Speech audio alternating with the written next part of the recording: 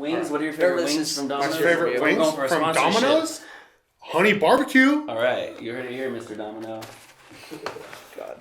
We paid you for this shit. This is it. Last time.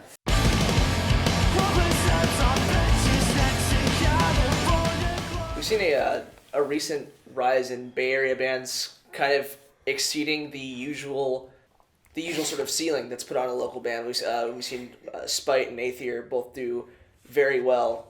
For example, Demon in Me as well has been doing a lot of cool things around like the West Coast. Okay. Do you think that those are their own specific instances and just, this band just transcended what the norm is for a band, or do you think this has to do with the scene being better or just some sort of revival? Is it something bigger than those bands, or is it those bands individually just sort of being, I don't want to say, I'm hesitant to use the word outlier, but is it just those bands working harder, being better, or is it like that local music is again being a little bit more supportive than it was? I wouldn't say any of the local bands we have here are better than the other. First of all, I know that was not your intent, but I'm going to correct you anyways. Okay. Like, everybody has a drive and everybody has a vision for their own band, and there's a lot of factors. Like, some people don't know how to achieve what they want. Some people don't really know what they want, and some people don't care. Some people are just, hey, we want to play in a band, have fun. So, saying that like Aether or Spite have gone farther than, I don't know, fucking, I'll bring them up because they're my friends, like Bad Times Crew or whatever. Like, Bad Times Crew might not have the ability to tour. They might not want to. They might. But does that mean they're a worse band than any of those other bands? No, it fucking doesn't, because every band is different. They have different stipulations. They have different desires. They have different drives. They have different lives. You know, they're in parts of the different music scene. And, like, at the end of the day, regardless of what bands do or don't do, the innate problem is that the music industry looks over the Bay Area. Like, no one gives a shit. Like, everything happens in LA, Chicago, Texas, Florida, and New York. Actually, you can probably take Florida off that list.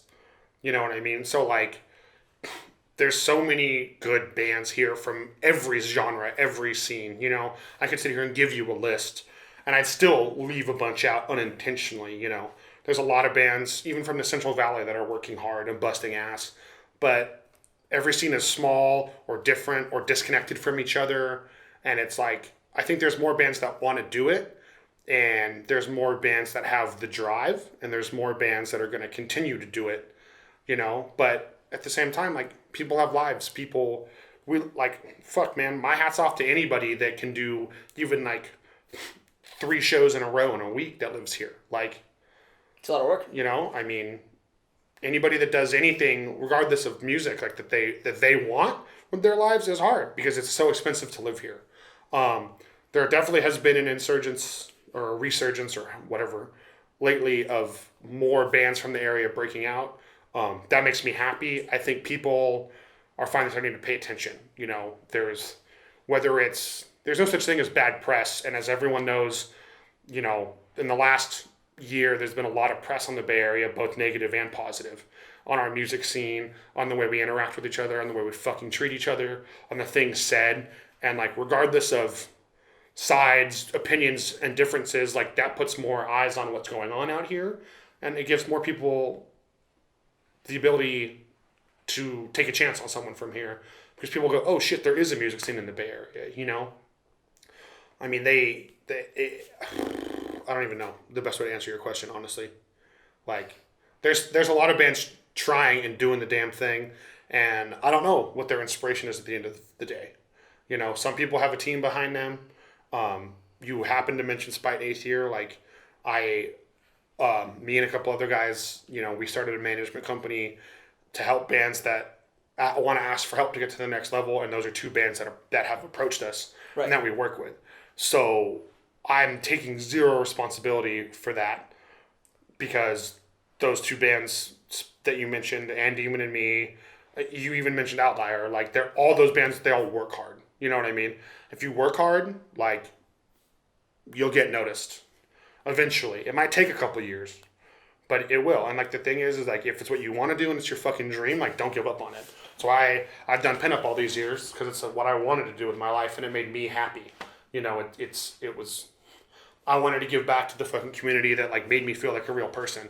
And, like, I feel like those bands, like, they want to make it, you know, most bands, I feel like, achieve what they want. And if they're not, yeah, sometimes the music industry is a terrible place, and it's very hard to be a part of.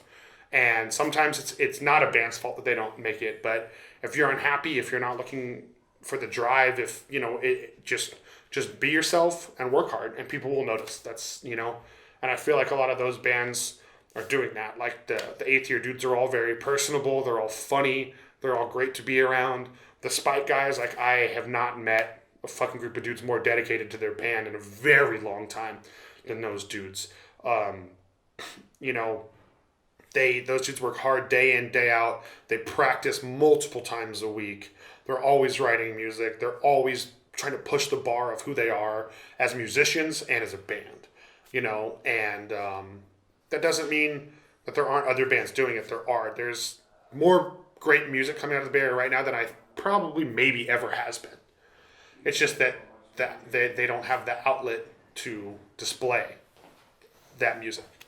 So you think it's just sort of now people are sort of trying to recognize Bay Area music more as a whole, and then these are just the bands that have initially kind of made it? Well, I mean... Not made it entirely, but more so. There's more bands than that have made it than you asked me about, to be perfectly honest. Yeah. But, I guess...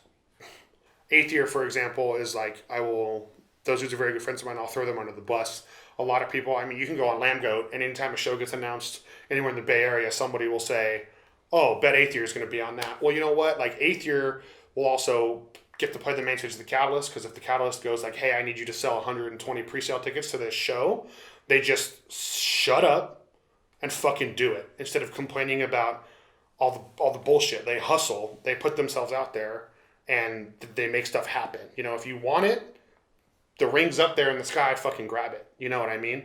If you don't want to play the industry games, if you think the industry's bullshit, if you hate promoters, if you want to be DIY, there's 1,000 different ways to say it, then that's fine, but don't blame other people for where you stick yourself, if you're a band that doesn't want to do that, if you want to be DIY, play shows every weekend, not give a shit about promoters' rules, that's fine. Do that. I think you should. Music should be about what you want, about being happy. But at the end of the day, the way to make it is what it is, and it's not going to change anytime soon. And those bands, I guess, to answer your question, they realize that, and they've done what it takes, and they've never given up, and they just keep driving themselves harder. They hit a roadblock. I can tell you personally, both those bands that you asked me about, they hit a roadblock and they figure out how the fuck to get around it or break through it and just keep going. They don't let it slow them down. They don't blame somebody else. They might get disheartened, but that's a normal human reaction. Disappointment and fear are the two things that destroy every human being on the face of the planet.